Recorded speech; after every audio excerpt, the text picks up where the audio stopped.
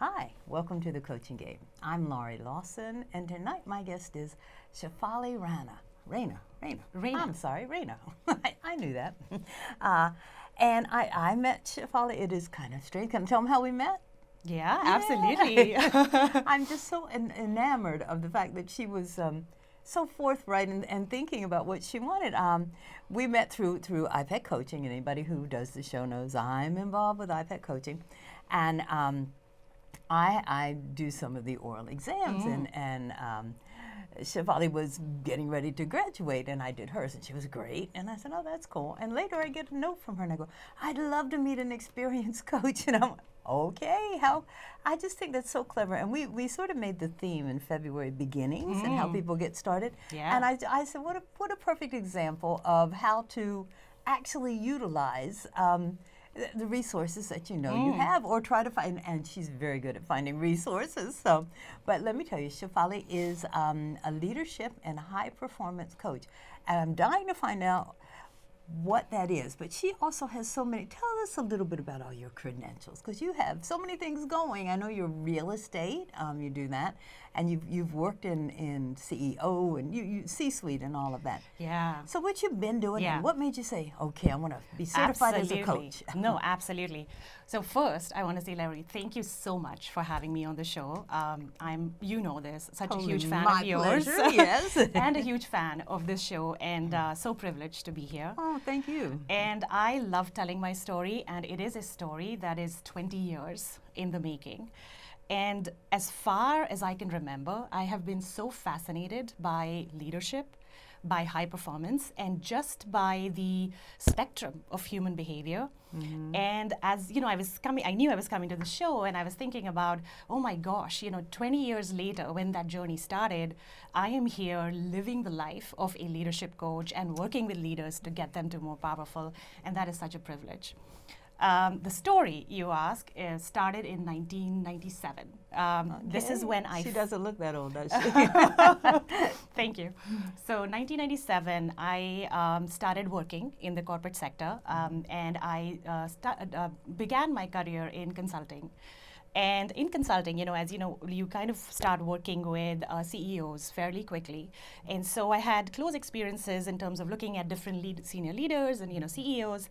And even as a young associate, I noticed that some CEOs were so much more effective and so much more powerful in their outcomes versus other CEOs, even though they had the same exact cognitive ability. And this was pretty early on, and that really sparked something in me, in the sense that, what is it, in terms of this human spectrum? And I started, being very analytical, acquiring all of those skills for my toolbox. So, looking at leadership and high performance and, influence, persuasion, negotiation, decision making, and just kind of as a side while continuing to work, decided that that's something that I really wanted to understand and learn about. So you were trying to distinguish what makes a good leader and what makes a so-so exactly leader. Like what makes the difference, even though you have two people who are exactly in the same ability, and let's say intellect from a cognitive perspective, someone can be more effective than the other, and there's certain things about them that make it different. And I moved on in my own career, moved to financial services, took on really high powered big roles in my job, and therefore had the personal opportunity to use all of those tools that I had learned to be a powerful leader myself. Also realized in that side point that this was something that felt very close to heart and like a mission, in the sense that I enjoyed working with other leaders around me to get them to more powerful. And this was, I just enjoyed it so much that I would just go out of my way and do it. And fast forward all the way, like 20 years later, to 2016.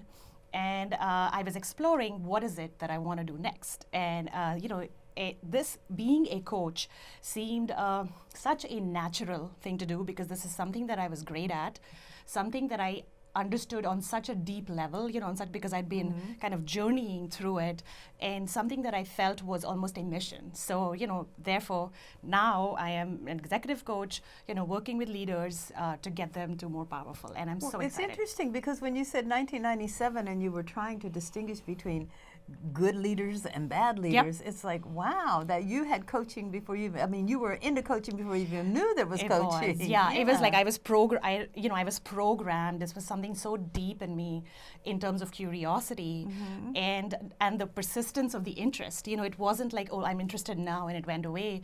It was just something that I continued in terms of the journey of learning about, I would say, human behavior, and being fascinated by it. Wow. So what did you find? What makes a good leader? What makes a bad leader? I know, right? This is a 20-year journey. Let's see what you found. Right. So, so as I was telling you, I saw firsthand how hard the job of a leader is. And you are looking at strategy, you're looking at execution, you're looking at decision making, which is all in some ways in your control cognitively with your teams. You're looking at managing all of those constituents, all of those stakeholders that you have to manage who have different interests. And most importantly, you have this whole spectrum of people connection where you have to connect, energize, activate, motivate, and almost inspire the organization to operate at an elevated level and get to an end game. And what I realized was, a few principles that when I work with clients, I, mention them. So the principles are, first is that your leadership of others must begin with your leadership of you. Wow. The second is let's repeat that. Your leadership of others has to begin with your leadership of you. Yeah. And I want to talk about it in a second. The second is that you must make leadership, the act of leadership, a priority in your in your way of doing and being. And the third is you have to empower and connect with the people. That's the three things that I've observed that powerful leaders do really well. So going to your question of, your leadership of others must begin with your leadership of you. I mean, the concept is really simple, is that if you don't understand your own biases and your own, decision-making filters and your philosophy and your emotional volatility and how your brain works, how are you going to be intentional about how you show up and how you project energy and how you inspire and motivate your team, your organization and everybody around you. So the level of self-awareness and self-mastery that is required to have that intentionality, you have to go deep and truly understand yourself so that you're not in this land of being reactive or autopilot or rushing from deal to deal, but you're really intentional about things. How many leaders do you think are ready for that? I feel there is a lot of people who are increasingly, because of this whole trend that we are seeing in terms of being mindful, the whole trend in neuroscience in terms of understanding how our brains work better. There is this whole new breed of leaders who are focusing enormously on maximizing their brain function, and using all of the tools and really trying to be intentional. But it is a learned process, which was the second point that I was telling you about, which is that it has to be a priority, which means, often I've seen in my work career as well as now working with clients, that what happens is the leaders are working, obviously you have to hit the numbers, but you're also working from deal to deal and event to event, and it in some ways strategic, but in some ways reactive in a way. And the crisis of the day, becomes the agenda. And leaders often forget that this is something you have to make a priority, because if you want long-term results, that means that you are kind of, after you've got the self-mastery, you are looking at, hey, what are the things I need in my mindset, in terms of resilience and intentionality? What are the things I need in my skill set to be a leader? Because most leaders have grown through a certain subject matter expertise. And so now they are really good at the markets, they're really good at the business, but then getting at that additional skill set and then making a intentional decision that do I want to add the certain skill sets and mindset work that I need, or do I want to hire people around me who complement those skill sets? But making that intentional and showing up every day as, intentionally as leadership is a priority, I'm going to show up as a leader. And finally, knowing, irrespective of what business you're in, it is about the humans in the organization. And when your organization operates at a level that is an elevated level where every individual is feeling heard, is feeling, the sense of well-being, the sense of mattering, and allowing the creativity and productivity and engagement, that is an organization that is going to give you long-term results. That's interesting because what I find, well, so many points you made, it's fantastic, but I find that also leaders are torn, and I'm not sure they ever get to truly be themselves because they have to be the leaders of the people they're supervising, yet most leaders have to report to someone else. Yes. So it's like, and it's always that buffer, and it's always maintaining the calm, and it's like putting your feelings aside. I'm speaking from, that's how I got out of corporate. It was like, whoa, I have no time for me. It's like I'm so busy juggling. So I think that's interesting to get, and I've had people say, I could never do executive coaching. And I'm going, executives are people too, you know? And they need coaching probably more than anyone else, because who are they going to go to? Not their boss, and certainly not the people there. So good for you for realizing that. Thank you. Yeah, and then it's also, I find that clients or leaders that want to inspire other people, I think they have to have a whole feeling, a whole awareness of self-esteem and passing that on to other people. And I'm not sure how you do that. How do you instill self-esteem and the confidence to say, you know what, I've always said, like, please learn my job because I want to move up. You know, it's like learn my job so I can feel comfortable here. How do you get leaders to realize that? Because there's a lot of holding on tight, don't you think? Absolutely. And to your earlier point, the higher up in the organization, or even if you're a seasoned entrepreneur, you go, the more obviously responsibility you have. You have the power, but you have the responsibility. But the more, in some ways, emotionally, you are isolated. And you always are in a place where you have often to have your game face on. And so to that point, being a coach and having a coach as a leader is such a powerful thing to have, because you have someone in your corner who is your champion, who is your challenger, who is your accountability partner, who is your blind side identifier, who's non-judgmental and who's only making, looking to make sure that you are resilient, that you are operating on a powerful level and you're feeling great. And so it's almost, when I speak to senior leaders, it's a no-brainer, get a coach who can work with you and you will create extraordinary outcomes for yourself, for all parts of your life, and for your organization, obviously. The point you made second, was really interesting in the sense that how do you find that balance? Because as a leader, you are, first of all, always needing to have your game face on, and secondly, you have, no matter where you are, you have all these range of constituents, and that may be, people you are reporting into, because you're head of a team, or you're head of, you're, as a CEO, board members, or you just have parallel constituents, in terms of different types of bodies and committees and things, and then how do you manage all of that? And I find that the emotional burden of having to negotiate through sometimes conflicting desires and needs of all of these boards is resolved first when you know exactly where you stand with the position, and you truly, as a leader, you truly understand that your position, what is the core driver of your position, getting it to the end game in terms of this is not about you being biased. We know now with all the science that our brain gets enormously biased, in many ways. It makes generalizations. The most recent information seems the most relevant. We like things that are similar. Attention spans are very short. Right, yes. attention spans are short. And so with all of that, getting deep down as to exactly what is our end game. And the other thing is that once you work in the world of self-mastery and understanding, and then you automatically, when you are paying attention to your thoughts, feelings, actions, emotional volatility, and being able to manage that, I found that it creates an automatic understanding of all of that in others. in many ways. And what I bring in is also a lot of neuroscience aspects in terms of, I'm not a neuroscientist, but I have a huge passion for it, is just bringing in, hey, this is how the brain works.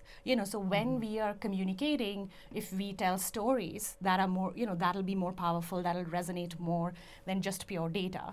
Or, how do you, if you're managing multiple constituents, to your other point, if you are understanding their needs first, and then bridging the gap from what their biggest concern is, which may be unsaid, to what you're offering, your chances of success to whatever you're pitching are stronger. So it's really bringing in not just the analytics of any pitch that you have, but bringing in the emotional context, the psychological context, in terms of what are the underlying needs of all of these constituents who are at the end of the day humans, and blending that into your pitch makes it the chances of success are significantly elevated.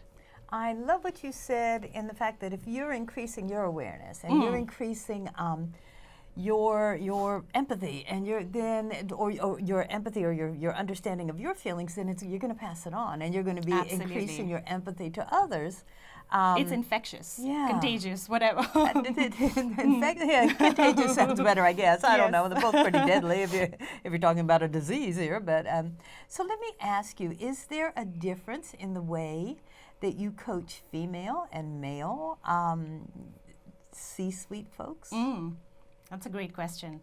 I would say that I coach almost every individual differently, and not so much in generalization. A great answer. No, but it's also true in the sense that a lot of the people I work with, coming from the finance industry, most of my clients are in the finance industry. And that is considered a cold-hearted industry, bottom line money, and that's it. We don't care about you people. Yes, some of it is undeserved. But some of it, I love that. Some of it's undeserved.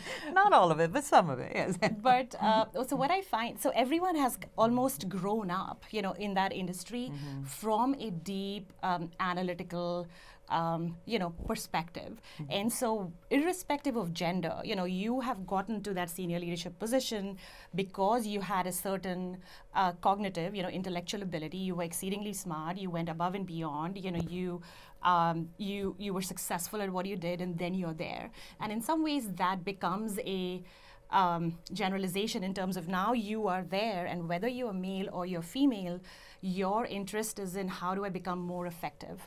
And when we do the discovery session, initially when we look at, okay, what are the things, which is almost like a self-discovery, what are your drivers, what are your fears, what are your values, what are the filters that you think, how often do you operate at highest performance, what are the things you've not wanted to do but haven't done, like all of those deep understanding, that drives in many ways how I end up coaching someone in terms of that's the starting point. Like, let's do the discovery, let's get a deep, kind of sometimes for the first time in their lives, let's get that understanding of, what are the facets of you, and then let's go from there.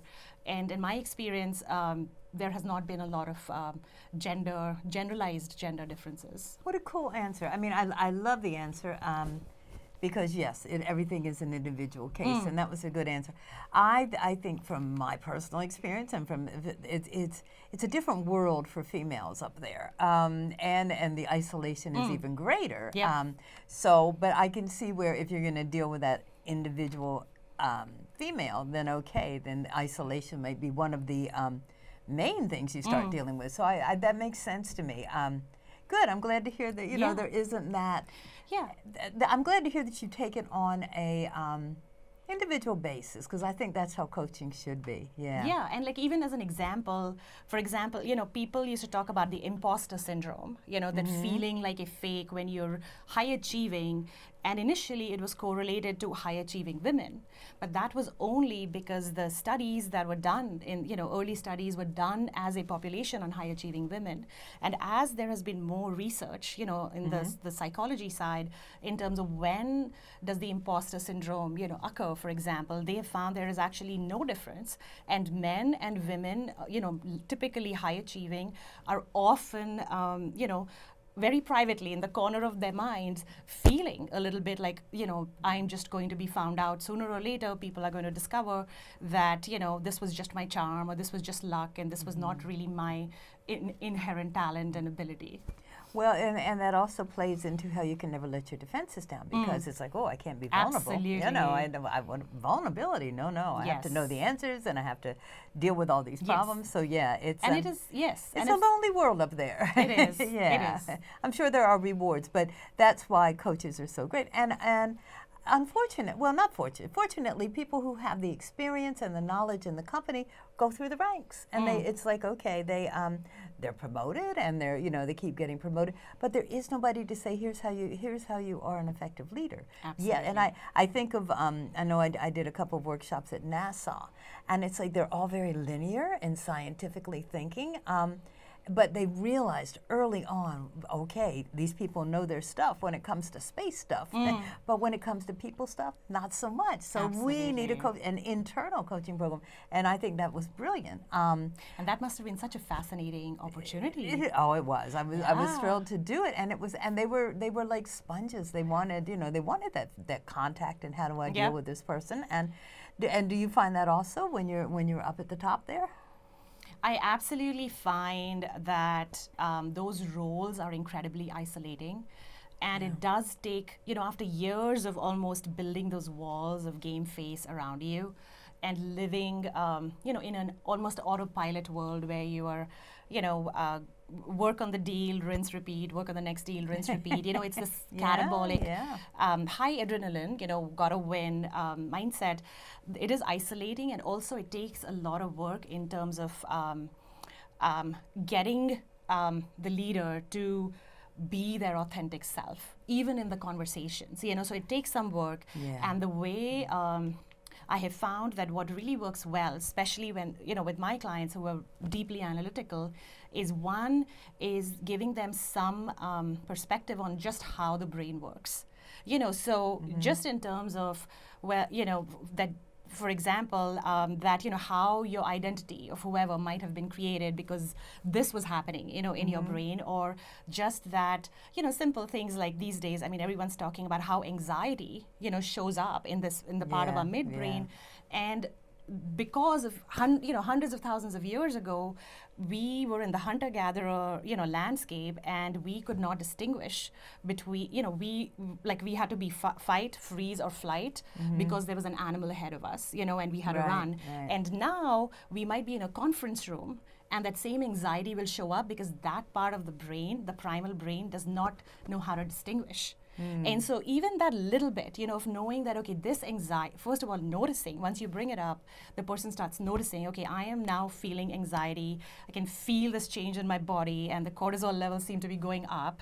I'm possibly going into fear mode, or, anger mode, or I'm, freezing, whatever it might be. And then knowing, well, this is just my brain doing this because it can't differentiate between the lion and the deal gone sour, Yes, and so it just knowing, just giving them the information becomes so powerful, and is a great start, because it becomes, because a lot of, I find, leaders think about it as, oh, this is all touchy-feely and I don't want to go there. Exactly. If it's a scientific assessment, I'll go there. But when you say, well, let's use the neuroscience, don't you want to be high performance on a sustainable level where you are connected, engaged, passionate, joyful, not just about your work, but every part of your life?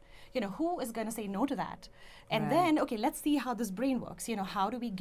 How do we even take care of ourselves? How do we reprogram sleep to make sure that you think of it as productive? How do you make sure you hydrate? You have nutrition. You have the ability that you can provide your brain to operate at the highest level. And then they say, yeah, this makes sense to me. And then that's kind of the entry point. And then you start going into emotional assessment, the internal dialogue that's going into your brain. How to separate the story. So it's I mean, as you can tell, I absolutely love it. Passionate, yeah. Well, and I can see where I how I would approach it, and you probably do the same. It would be like, okay, well, let's find out how your brain works, and then you can figure out how the rest of your staff brains work. So I would say, let's get into you, and then we can apply that. So it would take the burden off them, but yet let them continue to learn. Well, we work with, this month we've kind of been talking about beginnings. And I just think you're such a great example. Your journeys and beginnings. And your journey started in 1997. Absolutely. I'm sure you had no idea in 2017 I'm going to be a life coach. Who knew? Or an executive coach. But it was, I think it started, you tell me, but I think it started with curiosity. Is that right? A curiosity and a desire to know more. Absolutely. Deep curiosity on the human experience and human behavior, and how, on a very deep level, that this is the only life that we have. And in this life, we can either operate in a very passionate, purposeful, engaged, joyful, way where we are maximizing all of our potential, or we can operate on autopilot. And that curiosity, I always resonated with what I call a high performance life. And that was curiosity. Wow. Okay. That's fantastic. So tell me, if people check out the website at the bottom of the page, which is Shefali Raina, what are they going to find? They are going to find the work that I do. So, that is leadership and high performance, working with senior executives, seasoned entrepreneurs. Do you do one-on-one? Is that basically how you do that? Oh, yeah. All my work is one-on-one. Okay. And we start with a discovery session. Usually my work is 6 months, once every 2 weeks. And sometimes we will do these accelerated programs. So, I just want to get my act together and I want to start quickly. Can we do it now? And so in that case, we will do an accelerated, what we call intensive. So I'll do an intensive, which is a 4-hour back-to-back, where we just get all of the fundamentals and basics, and then it's about the practice. They'll get to know a little bit more about me, and also an understanding of, many people like, why should I work with you? There's all these executive coaches. Why should I work with you? And I tell them, listen, I have 20 years of deep business experience.